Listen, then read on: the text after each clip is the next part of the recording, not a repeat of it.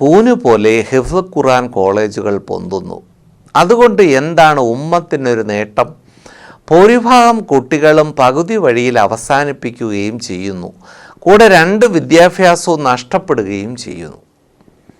എന്താണ് അങ്ങയുടെ അഭിപ്രായം? അബ്ദുൽ ലത്തീഫ് തിരുവനന്തപുരത്ത് നിന്നുമാണ് ചോദിച്ചത്. വളരെ ശ്രദ്ധിച്ചില്ലെങ്കിൽ അപകടത്തിലേക്ക് പോകുന്ന ഒരു മേഖലയാണ് ഈ സ്ഥാപനത്തിൻ്റെ കുതിച്ചുചാട്ടം എന്ന് പറയുന്നത്. സ്ഥാപനങ്ങൾ നമുക്ക് അനിവാര്യമാണ്, പക്ഷേ അതൊരു 2 വിദ്യാഭ്യാസവും കൊടുക്കുന്ന മതകലാലയം എന്നതിനപ്പുറം ഹിഫ്ള് മാത്രമായിട്ട് മാറുമ്പോൾ ഉണ്ടാകുന്ന കുറച്ച് പ്രശ്നങ്ങളുണ്ട്, പറയാതിരിക്കാൻ കഴിയില്ല. ഞാനൊരു ഹിഫ്ള് ഖുർആൻ കോളേജ് നടത്തുന്ന ഒരു സ്ഥാപനത്തിൻ്റെ ചെയർമാൻ കൂടിയാണ്. പക്ഷേ ഞാൻ പറയുന്നത്, നമ്മൾ ഏറ്റെടുക്കുന്ന കുട്ടികൾക്ക് ഒരു ഉറപ്പ് നാം കൊടുക്കണം. അവരെ ഖുർആൻ പഠിപ്പിക്കുക, അവരെ ദീൻ പഠിപ്പിക്കുക, അവരെ ഭൗതിക വിദ്യാഭ്യാസം പഠിപ്പിക്കുക. അവരുടെ ഒരു മേഖലകളും അവർക്ക് പരാജയപ്പെടാൻ പാടില്ല. കഴിവുകെട്ട മക്കളായിട്ട് അവരെ അധപ്പതിക്കാൻ പാടില്ല. എല്ലാ അർത്ഥത്തിലും അവർക്ക് അതിനുള്ള സൗഭാഗ്യം ഒരുമിച്ച് കൊടുക്കണം. വെറും പണപ്പിരിവിന് വേണ്ടി 40 കുട്ടികളും അല്ലെങ്കിൽ 20 കുട്ടികളും 5-6 ഉസ്താദുമാരും, എന്നിട്ട് അതിനു വേണ്ടി മാസാമാസം പിരിക്കാൻ വേണ്ടി കുട്ടികളെ വിടുക. കലണ്ടറുമായിട്ട് കുട്ടികൾ പോകുന്നു, ബുക്കുമായിട്ട് കുട്ടികൾ പോകുന്നു, അത് കഴിഞ്ഞ് വന്ന നോട്ടീസുമായിട്ട് കുട്ടികൾ, അങ്ങനെ നിരന്തരം വീടുകൾ തോറും നാടുകൾ തോറും കടകളിൽ ഇറങ്ങി കയറി നടക്കുക.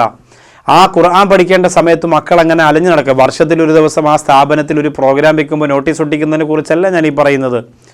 മറിച്ച് ഇങ്ങനെ തന്നെ അവരെ ഇങ്ങനെ പിരിവിന് വേണ്ടി വിടുക.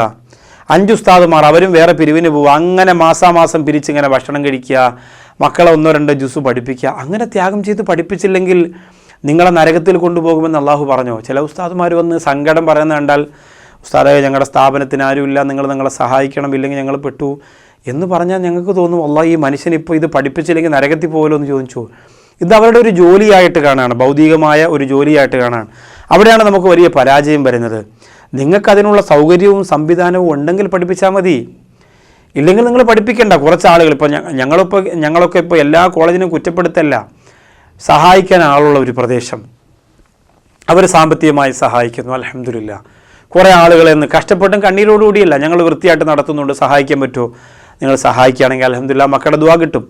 അങ്ങനെയൊക്കെ പറഞ്ഞ് നമുക്ക് നടത്താം, പ്രശ്നമൊന്നുമില്ല. പക്ഷേ ഇതിങ്ങനെ മറ്റുള്ള മതസ്ഥരെ കൂടി പറയിപ്പിക്കാൻ എല്ലാ വീടുകളിലും, ക്രിസ്ത്യൻ, മുസ്ലിം, അമുസ്ലിം അങ്ങനെയൊന്നുമില്ല, എല്ലാ വീടുകളിലും കയറി അവരിങ്ങനെ പറയും, നേരം പുലർന്നാൽ ഇത് തന്നെ ഉള്ളൂ ഇവർക്ക് ജോലി. അങ്ങനെ അത്രയും ത്യാഗം ചെയ്തല്ല നമ്മൾ പഠിപ്പിക്കേണ്ടത്.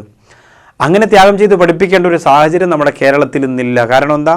സംവിധാനങ്ങളുള്ള സ്ഥാപനത്തിൽ മക്കളെ കൊണ്ടാക്കിയ പോലെ അവർ പഠിപ്പിച്ചോളൂല്ലേ. ധാരാളം സൗകര്യങ്ങളുള്ള സ്ഥാപനങ്ങൾ, AC ഫിറ്റ് ചെയ്ത സ്വിമ്മിംഗ് പൂൾ വരെയുള്ള സംവിധാനങ്ങളുള്ള കോളേജുകളുണ്ട്. ഫീസ് പോലും വാങ്ങുന്നതും വാങ്ങാത്തതുമായ സ്ഥാപനങ്ങളുണ്ട്. അവിടെ കൊണ്ടുപോയി നമ്മുടെ മക്കളെ പഠിപ്പിക്കാം. ഇത്രയും കഷ്ടപ്പെട്ട് റിസ്ക് എടുക്കണമെന്ന് നിർബന്ധമൊന്നുമില്ല.